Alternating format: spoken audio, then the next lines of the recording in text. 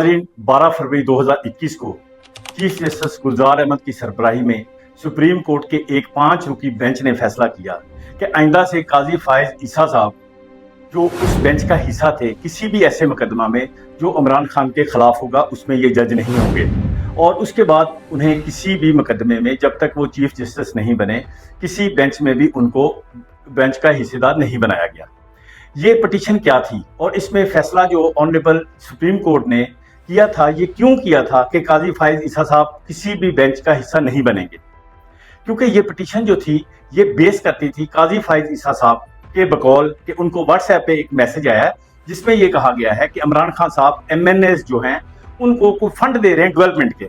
अब फंड जो डेवलपमेंट के दे रहे हैं ये किसको नहीं पता कि हमेशा से हुकूमतें देती रही हैं, फंड MNA के थ्रू ही आके डेवलपमेंट होती है। बहरहाल ये कानूनी तौर पे सही है या गलत है ये अलग बात है, लेकिन उन्होंने पर्सनल कैपेसिटी में उसको तलब कर लिया। अब पर्सनल ग्रज था बिटवीन काजी फायज ईसा और इमरान खान साहब। इमरान खान का काजी फायज ईसा समझते थे कि मेरे खिलाफ जो रेफरेंस दायर हुआ है रिगार्डिंग प्रॉपर्टीज जो उनकी वाइफ के नाम थी, उसमें अरबों रुपए की जो प्रॉपर्टी डिस्क्लोज हुई थी, तो जिसका रेफरेंस दायर हुआ था अगेंस्ट काजी फायज ईसा, जिसको काजी फायज ईसा समझते थे कि ये इमरान खान ने करवाया है। उन्होंने उसका जो अरबों रुपए की प्रॉपर्टी थी उसका तो जवाब नहीं दिया, उसको तो जैसे डिस्पोज ऑफ करवा लिया, लेकिन वो पर्सनली जो एक ग्रज पैदा हो गया, एक दुश्मनी पैदा हो गई। तो जब ये पिटीशन जारी थी तो वहां पे जो चीफ जस्टिस गुलजार अहमद थे उन्होंने रवैया देखा काजी फायज ईसा का, तो उन्होंने उस पिटीशन को तो खारिज किया ही, उसके साथ ऑब्जर्वेशन दी कि this is a contest between a जज एंड द इमरान खान।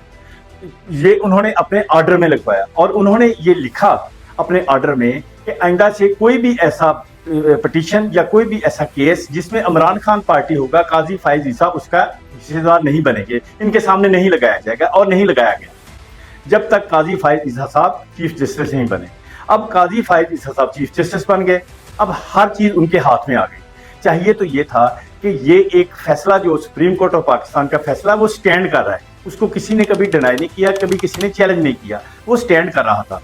उसमें चाहिए तो ये था कि उसको अबाइड बाई करते काजी फायज ईसा साहब, खान साहब के खिलाफ जो भी केस आता उसमें ये हिस्सेदार पार्टी ना बनते, लेकिन उन्होंने शौक से हर जगह पे इंटरफेरेंस करने की कोशिश की। अब किसको ये नहीं पता कि पाकिस्तान के हालिया होने वाले बदतरीन इलेक्शन जो हैं उनकी बेस काजी फायज ईसा ने डाली। जी नाज़रीन को याद होगा कि इलेक्शन से पहले लाहौर हाई कोर्ट ने एक फैसला किया कि जी ROs जो हैं वो जुडिशरी से लगाए जाने चाहिए, और इलेक्शन कमीशन के फैसले को उन्होंने स्टे कर दिया कि नहीं आप जुडिशरी से लगाएं। इलेक्शन कमीशन सुप्रीम कोर्ट में गया और सुप्रीम कोर्ट ने काजी फायज ईसा साहब की सरबराही में सुप्रीम कोर्ट ने वो स्टे खारिज कर दिया। वो दिन बुनियाद बनी जो बदतरीन और मुतनाज़ा इलेक्शन इस मुल्क में हुए हैं, जो शायद पाकिस्तान की तारीख में हमारी जनरेशन ने इससे पहले नहीं देखे थे।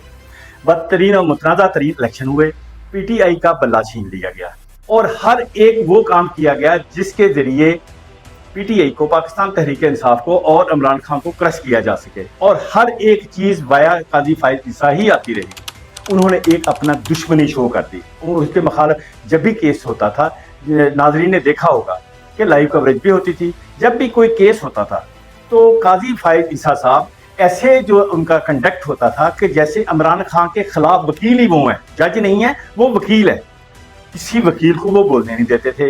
इमरान खान के हक में कोई दलील आती तो उसको डिनाई कर देते थे कि ये मैं नहीं मानता हूँ। यानी कि उन्होंने अपना रवैये से ये साबित किया कि वो किसी कानून को, किसी आइन को नहीं मानते, वो सिर्फ अपनी पर्सनल ग्रज रखना चाहते हैं। नाजरीन को मैं ये भी एक बताता चलूं कि एक पर्सनल जो जज होता है उसका एक डिकोरम होता है, कोर्ट का एक डिकोरम होता है।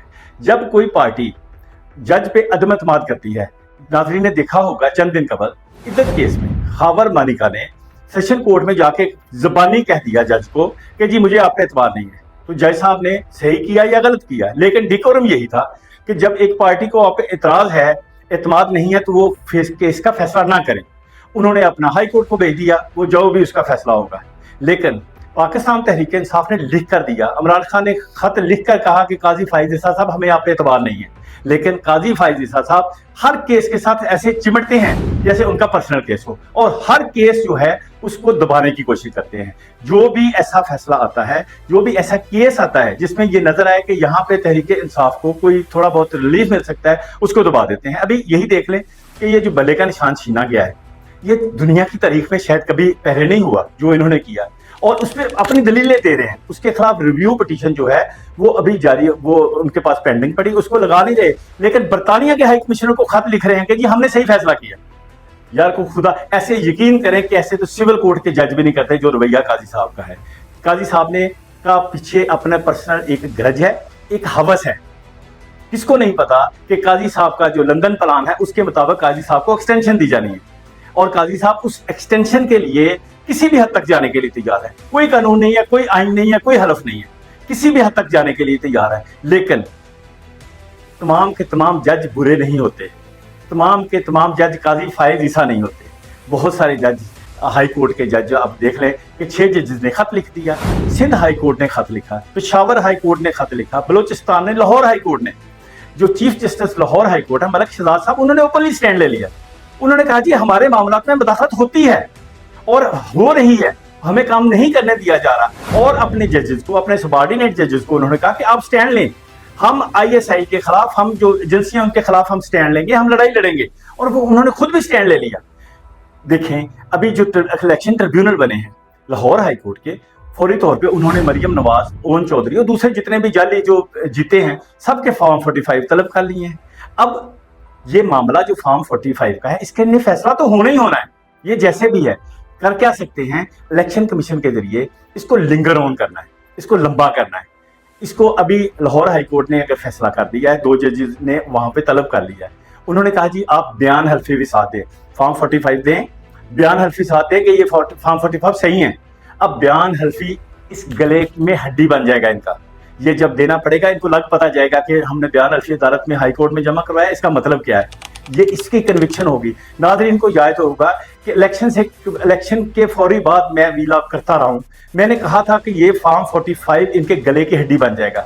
میں نے یہ کہا تھا کہ یہ جو ڈی سی اوز، جو آر اوز جو جنہوں نے جاری کیے ہیں الیکشن کے ریزلٹس، ان کو کنوکشن ہوگی، ان کو سزائیں ہوں گی.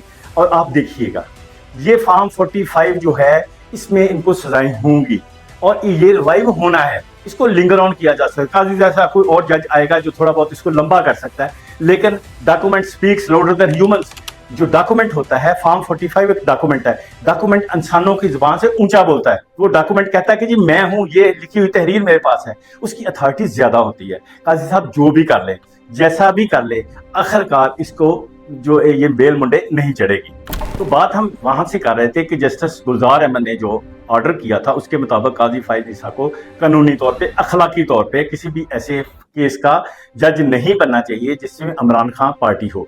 کیونکہ جو پٹیشن جس میں یہ فیصلہ کیا گیا تھا اس میں بیس کیا گیا تھا جو قاضی فائز عیسیٰ کو ایک ان نون نمبر سے واٹس ایپ میسج آیا کہ جی مجھے ان نون نمبر سے میسج آیا جس میں کہا گیا جی کہ عمران خان جو ڈیولپمنٹ کے فنڈ دے رہا ہے اس پہ عمران خان کو پرسنل کیپیسٹی میں طلب کیا، اور صرف مقصد یہ تھا کہ تذلیل کی جائے. یہ سمجھتے ہیں کہ ہمیں جو اللہ تعالیٰ نے عہدہ دے دیا ہے یہ ہم جس کی مرضی تذلیل کر رہے ہیں، کرتے رہے ہیں، آج تک کرتے رہے ہیں. ہم سب نے دیکھا ہے، ہم سب بھیڑ بکریوں کی طرح آج تک جو ہے ان کے سامنے نہیں بولتے تھے، ہمیں پتہ بھی نہیں ہوتا تھا. اس میں قصور شاید ہمارا بھی نہیں ہے، لیکن ابھی سوشل میڈیا آ گیا ہے، نئی جنریشن آ گئی ہے، دوسری تیسری جنریشن آ رہی ہے. یہ اب پیناڈول سے اس کا علاج کرنا چاہ رہے ہیں، وہ ہونا نہیں ہے. قاضی فائز عیسیٰ کے ہاتھ سے ریت پھسل رہی ہے. قاضی فائز عیسیٰ کو محسوس ہو رہا ہے کہ میری گرپ عدلیہ سے بھی جا رہی ہے. جو ہماری ماشاءاللہ جو ادارے ہیں ان کو بھی نظر آ رہا ہے کہ عدلیہ نے سٹینڈ لینا شروع کر دیا ہے. اب جب عدلیہ سٹینڈ لے لیتی ہے، پبلک سٹینڈ لے لیتی ہے، تو یقین مانے اس کے سامنے کوئی طاقت کھڑی نہیں ہو سکتی. کر رہے ہیں کچھ تجزیہ نگار ایسے جو ہے سہیل وڑیچ جیسے جو نامعقول لوگ ہیں، وہ ایسے تجزیے کر رہے ہیں کہ جی طاقتور فوج ہے، طاقتور کے سامنے، فوج کے سامنے کوئی نہیں ٹک سکتا. میں بالکل اس سے ایگری نہیں کرتا ہوں. جج سے طاقتور کوئی نہیں ہے، اس کے قلم سے طاقتور کوئی نہیں ہے. جج کے فیصلے کو ڈینائی نہیں کیا جا سکتا، اور جج کے فیصلے نے سٹینڈ لینا ہے، جج کے فیصلے نے الٹیمیٹلی اس پہ عمل درآمد ہونا ہے. بہرحال دیکھیں مقصد یہ تھا کہ اخلاقی طور پہ قاضی صاحب کو ان جو ابھی مطالبہ جو پاکستان تحریک انصاف کا ہے کہ ہمارے کسی کیس میں حصے دار نہ بنے، لیکن وہ جان بوجھ کے ٹپوسیاں لگا لگا کے اندر آ رہے ہیں کہ میں نے ہی فیصلہ کرنا ہے. اور جب آتے ہیں مقصد ہوتا ہے کہ میں سپر سیڈ کروں، میں کنٹرول کروں پوری کورٹ کو، میں اپنے مطابق فیصلہ کراؤں. لیکن اناف زنف ہو چکا ہے. ججوں کو بھی سمجھ آ رہی ہے، ہائی کورٹ کے ججوں کو بھی سمجھ آ رہی ہے، سول کورٹ کے ججوں کو بھی سمجھ آ رہی ہے. کل یہاں پہ جب 13 بندوں کے خلاف جو یہ تحریک انصاف کے کارکنان تھے ان کے خلاف یہ 16 MP کا پرچہ کاٹ دیا کہ جی احتجاجی تحریک شروع کر رہے ہیں. تو سول جج نے تمام کے تمام جو ملزمان تھے ان کو ڈسچارج کر دیا. یہ ریوائول آف جوڈیشری ہے. یہ ریوائو ہو رہی جوڈیشری کے اندر. چھوٹے جج بھی اٹھ رہے ہیں کہ نہیں یار ایسے نہیں ہو سکتا, قانون کے مطابق چلنا ہے. بہرحال اللہ کرے پاکستان میں چیزیں قانون اور آئین کے مطابق ہوں. پاکستان زندہ باد.